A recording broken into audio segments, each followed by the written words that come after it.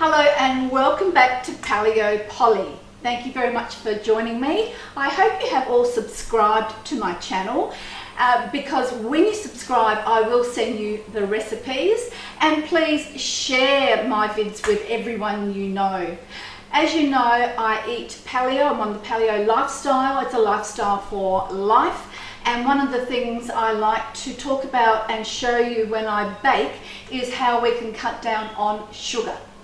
So today I am cooking a coconut and ginger cake, and it's absolutely delicious. So let me show you the dry ingredients that are going in first.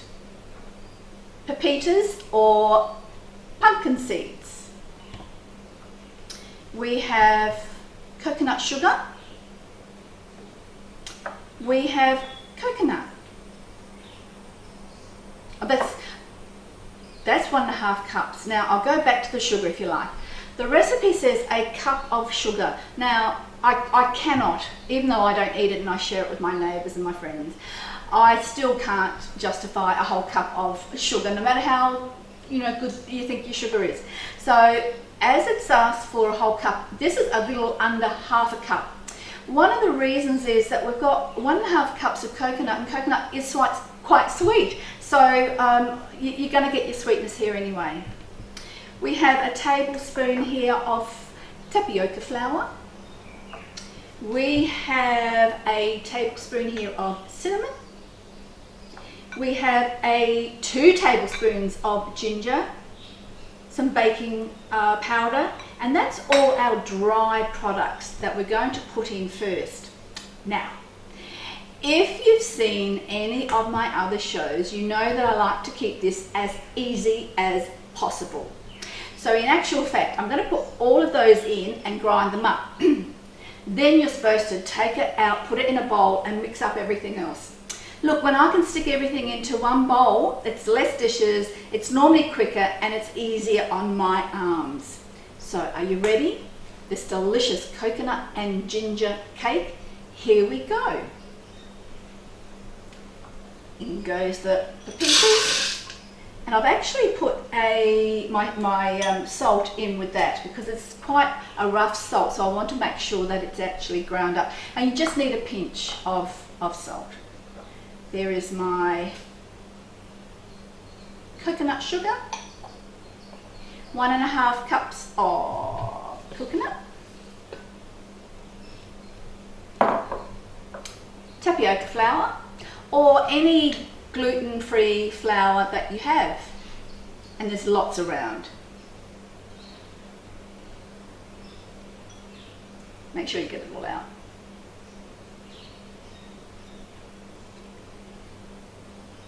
One tablespoon of cinnamon, 2 tablespoons of ginger, and of course the 1 tablespoon of baking powder, gluten-free. Okay, so now I'm going to put the lid on. I'm going to put the lid on and I'm going to blend it all up. Big noise coming.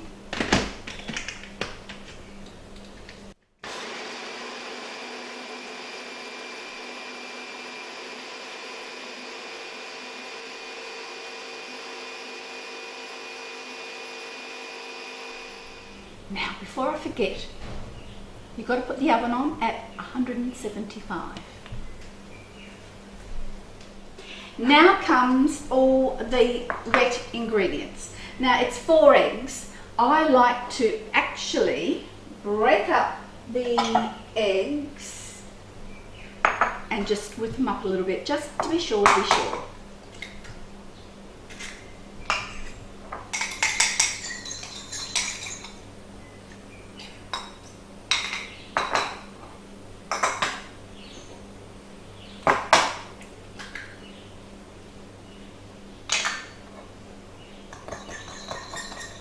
Just break them up very quickly, that's all. I just find it's easier in this one pot to have them slightly beaten.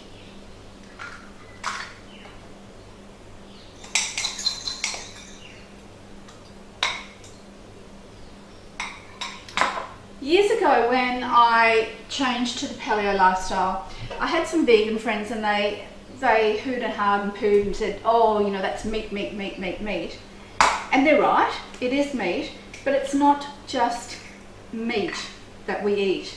It's very, very healthy because it's grain-free, it's dairy-free, and we cut down on the sugar as much as we possibly can. So for all you people who might be watching and think, oh, I'm not gonna, well, paleo, she must eat a lot of meat. Well, she doesn't eat a heck of a lot of meat. And what meat I do eat is organic and locally grown. There's also oil, 1/4 cup. Now we use macadamia oil. Use a good brand. Another one I would use is olive oil, but this one is terrific. So 1/4 cup of oil of your liking. This is macadamia oil, Australian. Of course it's Australian. And I have here 1/2 cup of water, Australian as well. Okay, here we go for another big blender.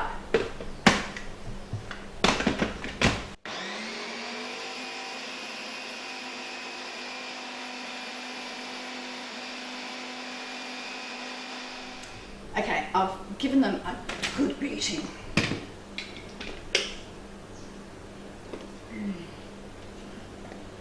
Delicious. Delicious. All right, let's get this little bugger out.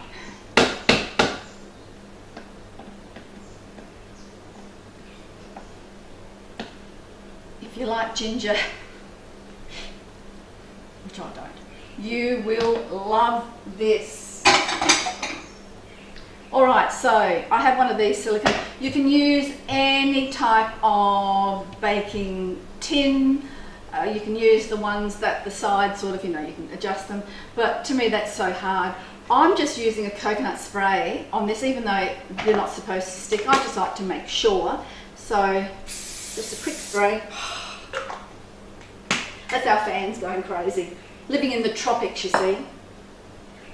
Here we go. How easy. Oops, better turn it around. How easy is this? Get everything out.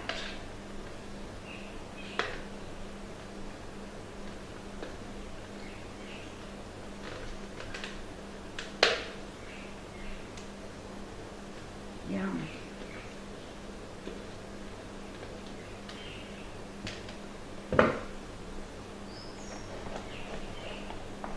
There you go. There it is. Now how I'm going to decorate it is with some sesame seeds. So it's a really lovely combination. Sesame seeds aren't really that sweet, a bit on the savoury side I would say, but it goes well with the coconut and the cinnamon and nutmeg. So I'm just going to sprinkle. So if you don't have much of a sweet tooth like myself, but you want to have a little treat occasionally, this is a terrific one. It freezes up so well. Now if I was making one for myself, I personally would leave the ginger out and just have more nutmeg and more of the cinnamon, because obviously I don't like ginger. So all in this little silicone cake tin. Again, use any shape you like. And now it's going into the oven, 175. It's already warmed up for at least 25 to 30 minutes. Then you get your skewer out and you test it. So here we go, into the oven.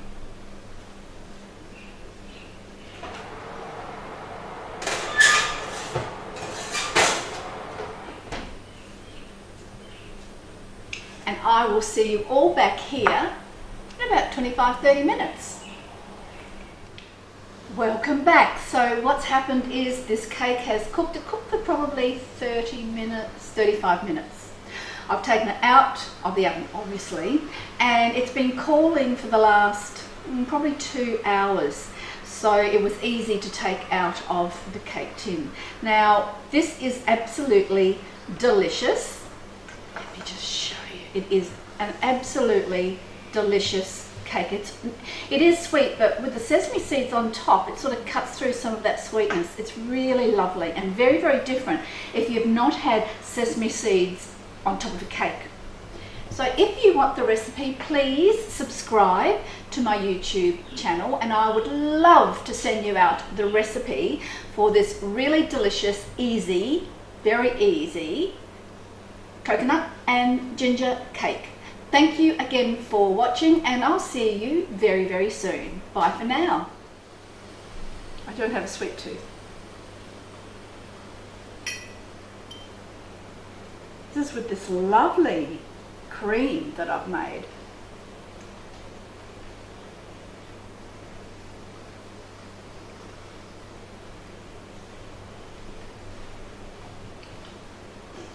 I wish I liked ginger, but I don't. But it is very, very delicious, especially with this vegan cream over the top. Try it. You might like it too.